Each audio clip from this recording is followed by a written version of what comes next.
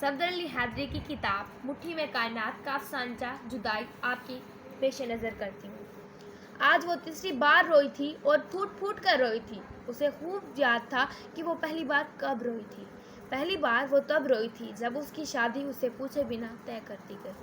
دوسری بار تب جب شادی کے ایک ہی سال بعد اسے بیوگی کی چادر اوڑھا دی گئی تھی۔ اور تیسری بار آج جب اس سے اس کی عزیز ترین سہیلی زبردستی چھین لی گئی تھی۔ اس کی جان سے زیادہ عزیز سہیلی کا بس ایک ہی قصور تھا کہ وہ شور بہت کرتی تھی۔ اس کی ایک خامی پر اس کی تمام خوبیاں بھلا دی گئیں اور اس کا ایک بہت بڑا سہارا اسے چھین لیا گیا۔ وہ سہارا جو کہ اس کے دکھ سکھ کا ساتھی تھا۔ وہ چلتی تھی تو اس کے سبب سے اس کے گھر کا سارا نظام چلتا تھا۔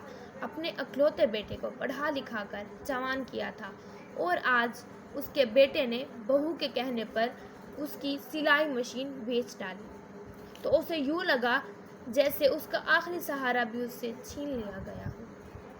کتنا چاؤ تھا اسے اپنی پسند کی بہو لانے کا، لیکن بیٹے نے اپنی کلاس والوں کو اپنی بیوی بنانے کا اعلان کیا تو اپنے بیٹے کی خوشی کی خاطر اس نے اپنی آنکھ میں آنسو نہیں آنے دیے اور نہ ہی ماتھے پر بل۔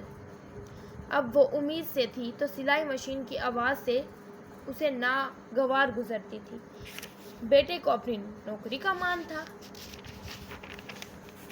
کہتا تھا اتنا کما لیتا ہوں کہ اب اسے سلائی مشین چلانے کی کوئی ضرورت نہیں۔